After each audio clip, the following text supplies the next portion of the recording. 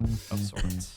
Because we went away for a while. All four episodes, the 4 pilot episodes of the first season. Well, most TV shows, like long-running ones, their first season's like pretty short. 6 episodes. So usually. we're in the prime right now. That's fine. I mean, we have a solid 30, listens on the last one we did. But welcome to Pick It or Flick It podcast. My name is Vox. Pick it and flick it. You got the name wrong. Is it or and? And. I guess it doesn't matter. Well, it's spelled a certain way on the but if you're on the channel, it's like you already know what you're listening to. So I guess it doesn't really matter at the end of the day. I'm joined by Luke because he's not introducing himself now. Well, did you introduce yourself? I did. I didn't even hear it. It went right in one ear and out the other. And we're also joined by Natasha. Hello. But are you sure she was on the Joker one? Yeah, I think so. I was there. I don't remember. I don't remember at all. I know I was on the Knives Out one. Well, that's not even. We literally bring it up in every fucking. It's podcast. not in existence anymore. It's though. gone. It's gone. Like it's totally deleted and gone. Vox likes to delete things, so he doesn't have Well, any record of the them. episode that we did was bad. Yeah, it was just a bunch of like non. Well, we talked about Knives Out for like 5 minutes, and then you guys started talking about Star Wars. Which is probably going to happen here as well. But no, I don't think. What did we watch? It wasn't a Star Wars, Marvel, or DC effort.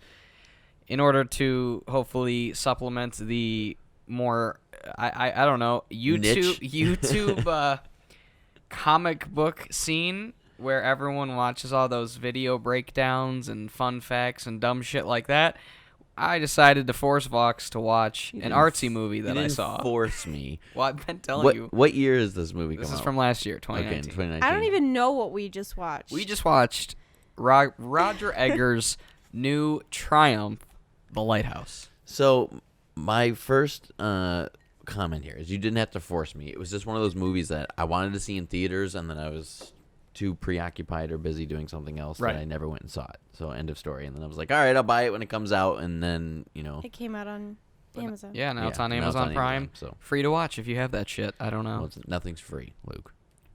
Nothing's free. So if you have Amazon Prime, if you know where to look, we don't endorse that. We don't endorse what? I didn't say anything. This is a weird ass fucking movie. It's a very different film. So, I wrote. Did you write it? You said you wrote a few things. Literally 2 things. Okay.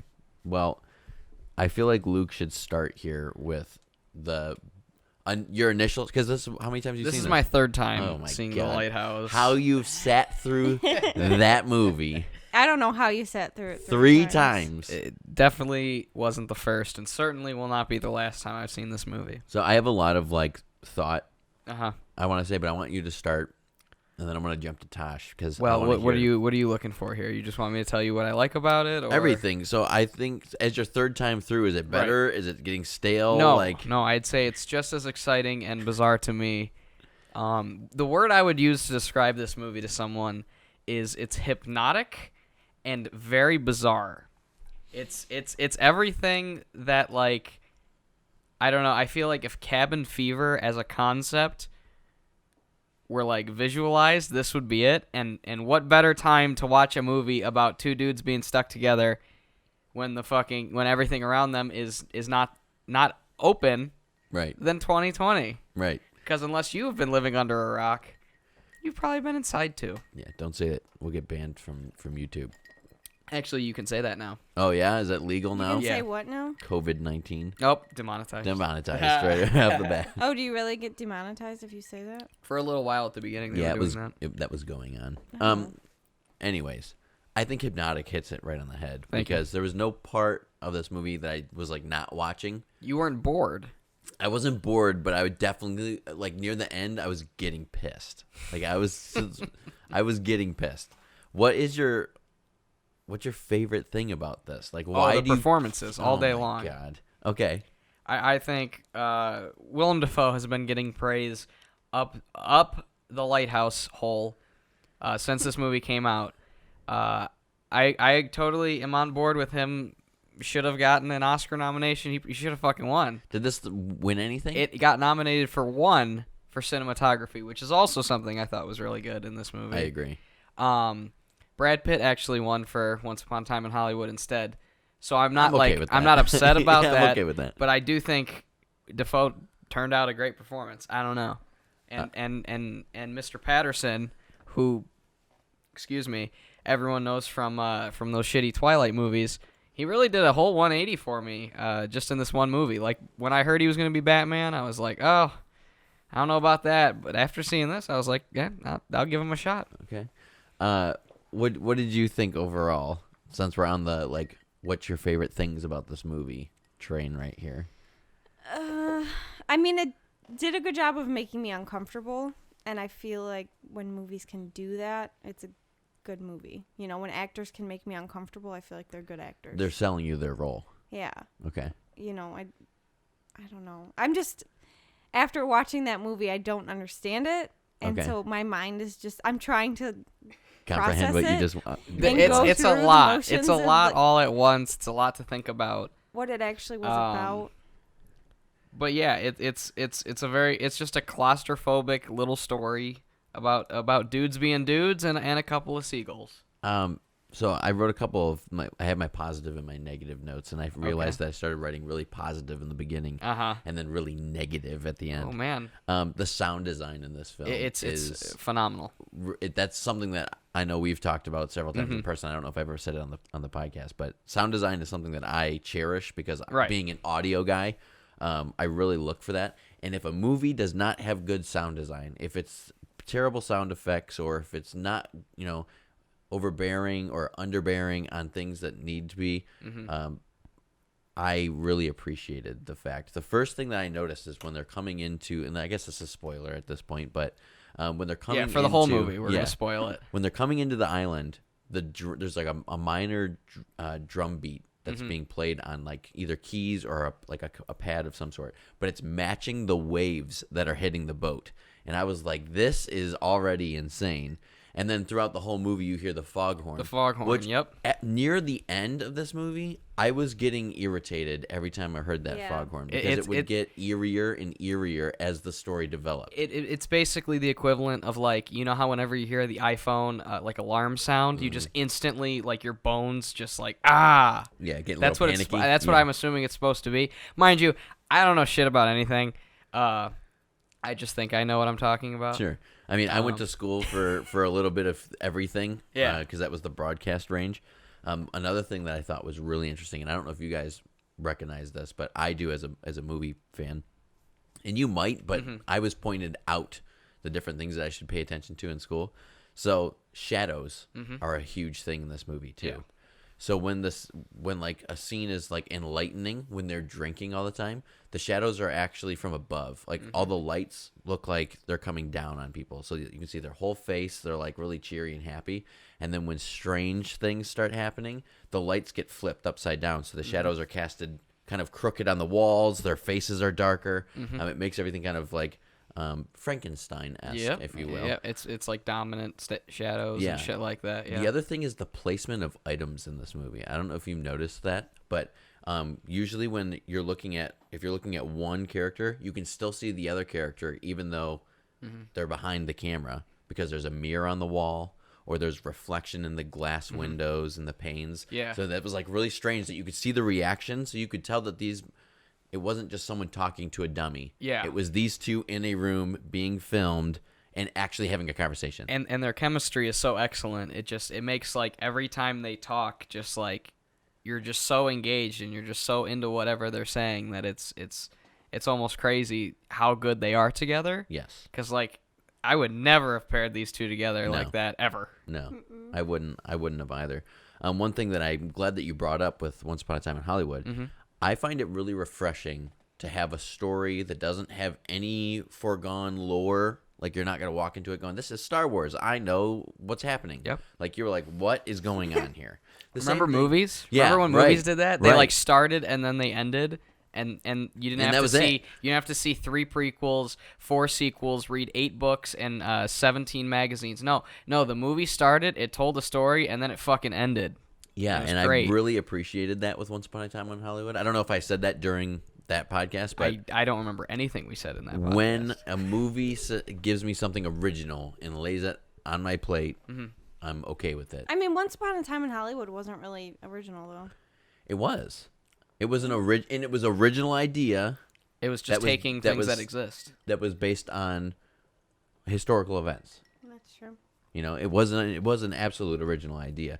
Now, it wasn't this. I had no idea what this movie it's funny. was about. It's funny that that you bring up that it seems to be based on something, because that leads me perfectly even into my super ultra mega theory that I've been thinking about. Okay, I saw a mini cartoon of a little bit of this, so I can't say that I take credit for the whole idea, but I did think about these things. Okay.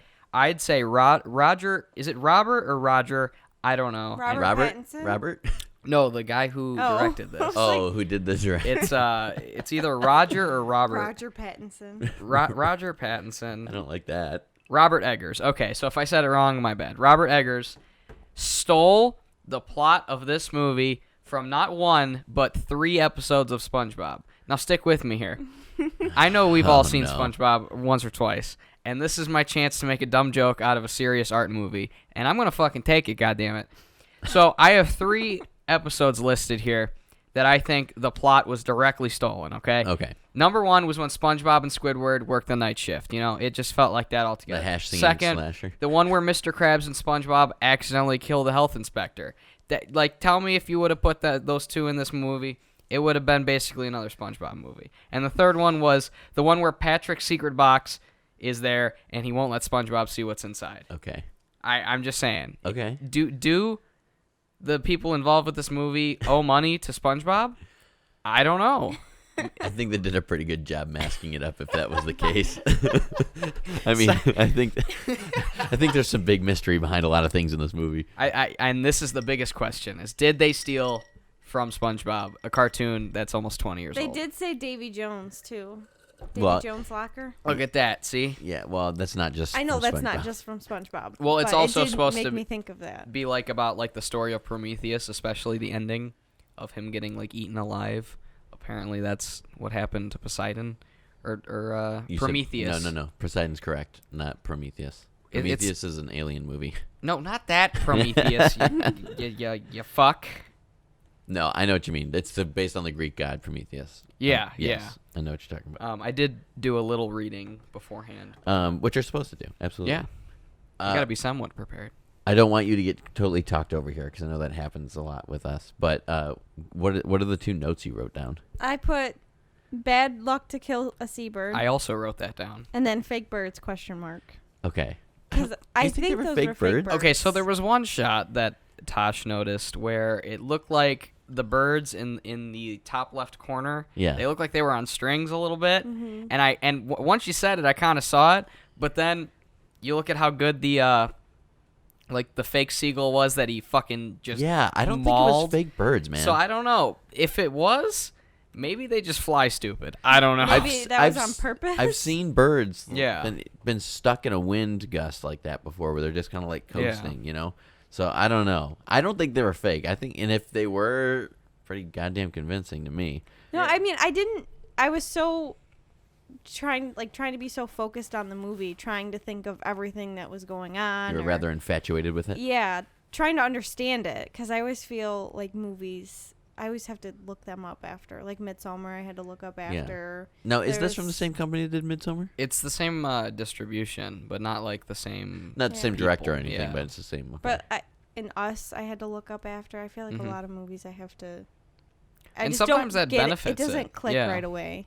Well, and with this, and so this is where I want to start kind of trailing into my negatives here. Please. Because this one, my next note that I wrote down, this is both a positive and a negative for me. Mm-hmm. So this movie did a really good job at suspense. You don't know what's in the dresser, what he's writing. Mm-hmm. You don't know what's upstairs in the light. You know, you don't know about the mermaid or the siren that gets washed up. You don't know about the young guy who he keeps getting flashbacks, you know, from. That's supposed to be the guy he let die. Right. Ephraim. Right. Or the book that he opens, and then he gets mad at Thomas. Yeah, because he was, The Like, what was in the there? ledger book? The ledger book, that's what I'm saying. Because he's writing stuff and then putting it in the cabinet. But that's what I'm saying. So in the beginning, they did a really good job with that. Right. Because I don't like when movies reveal the big mystery of things too early. Yeah. You know, because some horror movies now, like we get the big reveal really early on, and then we see why that is going. You know, this is the story. You know, so the end of what was the remake of Texas Chainsaw where we feel bad for Leatherface? Texas Chainsaw 3D.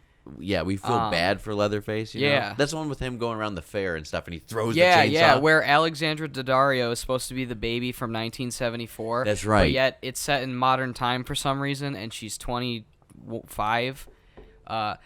Mind you, I'm awful at math, but those ages and dates don't line up to me. No. I don't know. I was born in 1974. Yeah, right. 25. So I mean, it is Alexandra Daddario, and she's, you know, But you know what I mean, though? so amazing. In that that- I don't know who that is. In that movie, though, it was revealed so early on, like what was going on, and then the story was. Well, everyone's looking for out. a gimmick now. Is Yeah. the established formulas are kind of tired, and everyone's now trying to just look how subversive we can be. Look how unique I can be.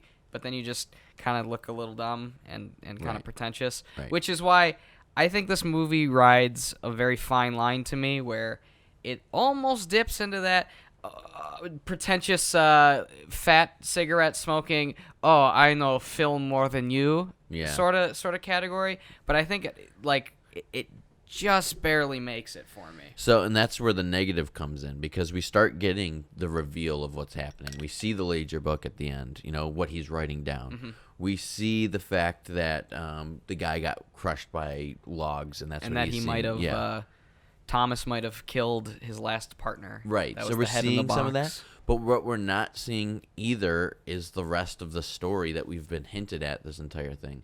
There was a siren that washed up, but then it wasn't there. And he was having a dream originally, and then he wasn't. Mm-hmm. And then we also see the tentacles where he's getting strangled by the tentacles, and there's a big sea monster, and Thomas is fucking covered in crazy-ass barnacles and stuff. And then it goes away. And then at the very end, the light opens up, but we don't see anything that's in it, and he's just fucking dead. Right. So it's like, great job in the beginning, and I'm glad you revealed the first three things we were all questioning about, but why the fuck aren't you answering the rest of the questions? That's where it started to lose me, because it started to get really strange, and it wasn't giving me any answers. So I felt like I was still hungry. You know? Yeah. Like, you're not feeding me. I mean, from what I read, he didn't have like a super like set in stone what everything meant plan, but he had a few like ideas. I've read stuff about like religion and like sexuality and stuff, because it gets a little close there. I mean, there's that one bit where they almost kiss. Yeah. And then they get in a fist fight. And then they just start beating the shit out of each other. You know? Right. Just dudes being dudes. But I feel like that. I feel like there's some history on this as well, because he's kind of playing on the mythological side of things with the whole thing with Poseidon, the whole thing with Prometheus, the whole thing with the sea, The and then lobsters. the lobsters, you know, all that stuff. You know, absolutely. Right. So I feel like there's a little bit of history on that, Uh-huh. especially because who knows, this style of thing probably happened all the time, because this was a job that people did. Well, yeah. You know, Someone had to do it. so I don't know, kind of playing on both ends, both sides of the card. I'm fine with. I just at the end I was just like, God damn it. Something that I noticed in the movie was a lot. People had missing eyes. Like the seagull had Yeah. the missing eye, and then his partner had the missing eye. And when he buried Thomas's eye was covered completely. and right. then Well, I think maybe that's like, because this movie definitely has a unreliable narrator thing where you don't really know what's true and whatnot. Right. And so maybe that's like, you know, you see with your eyes. I don't know. But that's a good point, because I did start noticing that myself. And maybe it's saying something. Yeah. You know? Yeah, seeing with your real eye and not your what does it mean? your third eye. I don't know. This is a lot to unpack for a upbeat podcast like this. The strange thing that I realized was that they get dropped off, and then all of a sudden they just lose track of time. Mm-hmm. But they have a clock, so they're knowing what time Right. it is, but not day. Mm-hmm. So like that's what he was saying when he hinted at. He's like, we got drunk and we slept through the pickup boat. But it was like, did you guys get drunk a day early? Did you guys get drunk a day late and didn't realize? You know. And that's something that could totally happen, because they don't have this small rectangle that is a supercomputer telling you Right. everything you ever wanted to know. They had themselves and a clock. Yeah, and that's I was it. saying, and they don't have a calendar. No. So they were just counting how many times the sun sat, in And Yeah, they but if they have a clock, they could mark every time that the clock goes around. Right, but what I'm saying is they got fucked up drunk, and then what happens if they slept through a whole day? 5 weeks, 2 days, who knows? Yeah. And they're drinking oil. Yeah, they started. They ran out of rations, so they, So who knows how had to fucked get they fucked get on up that somehow. thing. I think wouldn't they kill you? Well, I mean, I think what happens to Willem Dafoe might kill him a little worse. Yeah, an axe to the head. Yeah, for just sure. little slash. For sure. So the other thing that I was kind of, I don't know, irritated or disturbed about was, and you were like, oh, you're cracking jokes to the whole thing, like, oh yeah, you'd be the Robert Pattinson or whatever. Yeah. I would kill the guy. Really? Like, I would have just fucking killed him at that point. Just And kept who are you doing- referring to? To William Dafoe's character. Right. Yeah. If I was the Robert Pattinson, I would have just killed him and then waited for the pickup boat and be like, I don't know what happened. Yeah. He fell. Well, because that's what is hinted at happened to The other guy. Mr. Thomas's last Right. wiki. His previous Yeah, hand. but then you're all alone. Yeah, that's fine though. I think he just needs the light. I would hate that. No, I'd be I fine. think to me the light is some sort of god to Willem Dafoe, and that's so he just kind of devoted his life to it, and it turned him fucking crazy. Yeah, and at the end though, when Robert's character goes up there and it's like stops by itself. So Yeah. did he stop it? Well, I think that's if they are going the religious route, mind you, I don't know very much about religion either. I'm not a very religious person. Another. Certainly not for the person across from me. Right. Right. But what made sense to me was that he saw this like godlike thing for so long, and it was so enticing to everyone, and then he got there, and there wasn't anything. It was just the It light bulb. was just a light bulb, and that's that could be what. Yeah. I mean, that makes a lot of sense too. There Like you go. that's why he was laughing so hysterically, because it was just 'Cause nothing. there was and now just he nothing. just realized he was just going insane. And he killed the seabird for nothing. Right. Well, I would have killed that motherfucker too. You just slapping in front of me and shit. Get out of here, bitch. I don't give a shit. Even if it's bad luck. Yeah, but I'm not superstitious. But I am a little stitious. Ew. I knew both of you were gonna say that too. Can't just throw out an office joke like that. Yeah. I Well- mean, Have you ever seen my reviews? That's like half the jokes. yes, of course I am. So the point where William Dafoe's character was chasing Robert Pattinson's character with an axe, and then he said, "You chased me with an axe." Yeah, that's what I mean by the unreliable. What the fuck?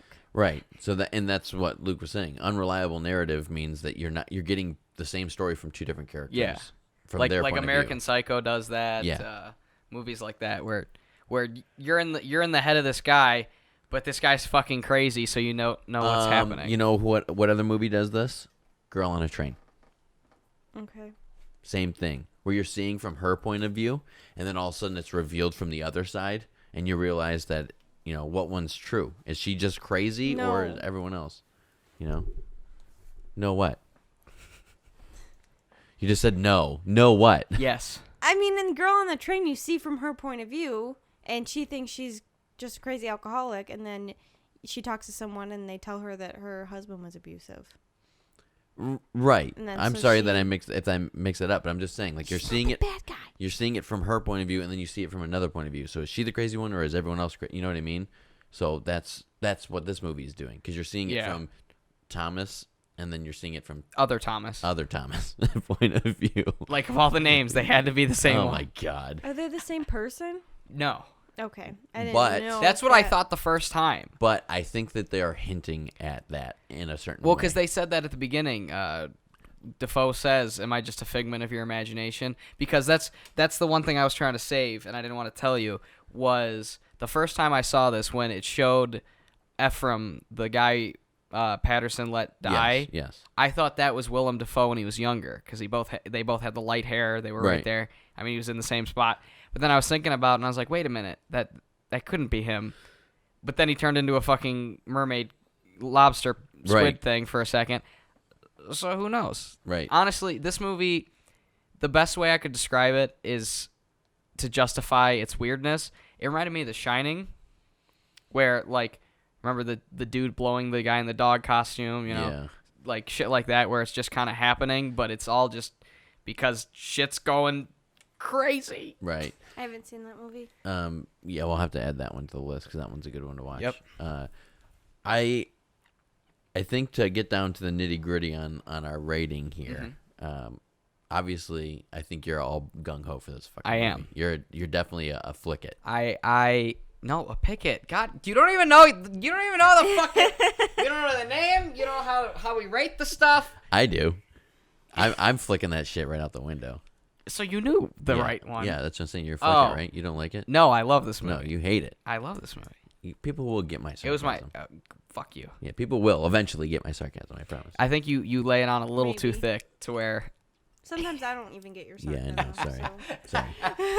All right. Anyways, give me if someone had to say, and I know you said this already, but someone who doesn't know anything about movies, why would they watch this movie?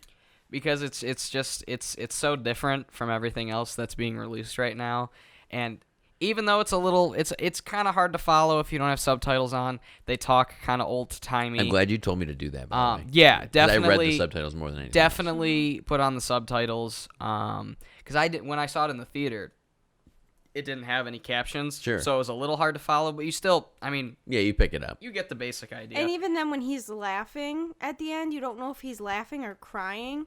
So when Yeah, it says he- laughing he's just- hysterically, It's like every emotion all at once. Yeah. It's pretty unsettling. It's very strong, yeah. But I don't know. I think this movie really did something different. It has some great performances, excellent, music, and of course the cinematography is great in that little boxy window. Why shouldn't someone watch this movie? Because you have to pay attention the whole time, and if you're like most people who put a movie on Netflix and go on their phone for half of it and go eat pizza rolls and check the laundry and whatever the fuck else, you're gonna be completely lost. I know. I went to the bathroom for 2 minutes and I came back. And you missed the Oh yeah, she missed the the strangle scene. the strangling I and the saw punching and the tentacles. And Well, I no. saw some of. I came in some of it during some of the tentacles. yeah. Oh, okay. It's probably near the end. Tosh, why would you tell someone to watch this movie? Like, if someone's like, I need something new to watch. Because that's a great way to describe it. Yeah. There's nothing like I mean, it. it does depend on who I would recommend this to. So that's what you would narrow it down to? Who you were Yeah. talking to? I wouldn't recommend it to some of my coworkers because some of my coworkers just like lighthearted movies that they can not watch, like not Right. go on their phone, but they can just sit there and watch it and laugh and have a good time, and But there are some people that like to pay attention or like to make themselves think. Like, I would definitely recommend this to Laura for sure. Sure. Because I think she likes movies that she has to pay attention to, and but I think it's just intriguing, and the acting's good. Why? So if your coworker said, why shouldn't I watch this? Like, why wouldn't you tell me to watch this? Because you won't like it. I don't know. I mean, I would tell people to, like, it was worth the watch. I don't regret watching it, but I don't know if I'd watch it again. I mean, I might watch videos explaining it and stuff, but I don't think I would watch it again to try and understand it more. But I don't know why someone wouldn't. I don't know. Well, I liked the way you just said that, though, is because you wouldn't tell someone who wants to watch a lighthearted movie. If you are going to sit down and be like, let's watch watch a comedy, like, this isn't, although funny, Right. at times. With several glorious Willem Dafoe farts. And, this is definitely not the movie that you're going to want to sit down as a lighthearted. So if you're not one of those people that wants to get in, like, we took notes during the movie, and I know that's part of the thing. It has just as many slapstick comedy moments as vigorous scenes of male masturbation. Like, you got it all. What doesn't true. it have? Yeah, I mean, like, I wouldn't recommend a country song to you. Right. So it's just, why would I recommend an artsy movie to? Because I love just as much a schlocky 80s horror movie that was made for $17 as something like this. Like, Yeah. I can get down with just about anything. For me personally, I would not recommend this to anyone who has, like, any kind of narrow-mindedness Or ADD. or ADD. Yeah. So, but I mean, if narrow-mindedness is like you don't like looking on the outside of the wall that you have put up for the movie. then because you wouldn't recommend it, I only have one more question. Do it. Is this movie deep or is it dumb? I think it, and again, it all has to stem with that halfway point in this movie. Right. When they start answering some questions, it's like, okay, I like it. I liked how it was laid out. Cool. Right. But when it starts like getting negated and I don't know where we're going from here, that's when it gets dumb for me, personally. And that is fair. I don't think it slips at all. It was probably my favorite movie of last year. According to Letterboxd, it was. And I don't know. I just think this movie is phenomenal. So the last thing I'll say before we jump off, like I said upstairs after we finished it, if you liked this movie, you will like There Will Be Blood. Which might just be the next episode of the Pick It and Flick It podcast. It could be. Because although not so much mythological, whatever. Close enough. Yeah, that word. Gods and shit. And it might not be as in like in depth of the suspense area. Right. It's definitely eerie. It's definitely like you have to think about outside of the main plot that's happening. And it's a fun little tale that goes through it. Just like this one. This was a fun movie to watch. It was. But I just wanted more answers. It was just a simple little story. You know, it wasn't big spaceman with sky lasers ending the world. It's two dudes in a building. Yeah. With some scary sounds. And two that bros chilling in a hot tub or lighthouse. Oh. And whoops. I feel like I'm gonna go back to this note when we get done watching There Will Be Blood. Okay. And I guarantee there will be similar notes on your end for mine. I guarantee it. Well, we'll have to investigate and see. So, ratings. I would say check it out if you've got time and you're looking for something different. But if you're just a popcorn munching member of the masses, Disney Plus has some pretty cool shit too, I guess. So definitely a pick it from you. Yeah. Okay. Are you going to say pick it? And I don't want to sound like a dick. Like a pretentious dick either. Yeah, right.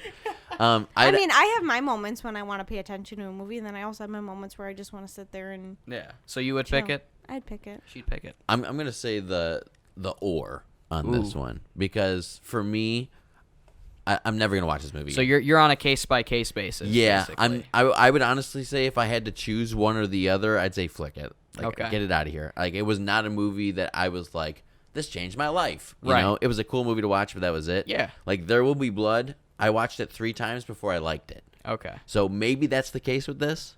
I don't know, but I don't see myself watching this. Which is, I'm so glad that it's the two of us doing this because I feel like this is going to happen a lot where we have differing opinions. Absolutely. And so it's I wouldn't necessarily suggest it as like something you should watch. And I'd say flick that shit fair. right off the shelf. Get out of here. But I mean, it's 2 against 1, so I guess it's a pick it up on. I guess we win this time. That was a good fucking solid half hour of just debate. I told you it's a good movie. Yeah, I mean, we went on forever in the last episode because it was like for an hour about nothing. Yeah, it's about Marvel, hey, but when you get to sit down for a half hour and actually have a discussion, I think that's fun. People aren't gonna know what the fuck to expect. And I really hope that people make it to the end here because it's a little bit shorter. Yeah, and that we get some clicks. So please subscribe. Yep. I have a YouTube channel. I didn't even plug that at the beginning. Yeah, because you don't post anything on it. Well, shut the fuck up. How about that? When's your next video coming out? When it's done. You've already hinted at this like 3 times. It's Evil Dead 2. If you made it this far and you made it to the end of this one, you can know what it is. It's fine. It's coming out really well. I'm sorry. Yeah, but you were on quarantine for 4 months and then didn't do anything. Yeah, I'm so proud of you. Thank you so much for listening. Subscribe, comment, like, share. Yeah. Notification thing. I don't know if that does anything for us, but send your faxes. Yeah, comment and tell us what you want. Call us, collect. You know, all that good shit. 1-800 pick it or flick it. That's a few too many numbers, I think. You put a couple extra. It'll go right there. Okay, bye.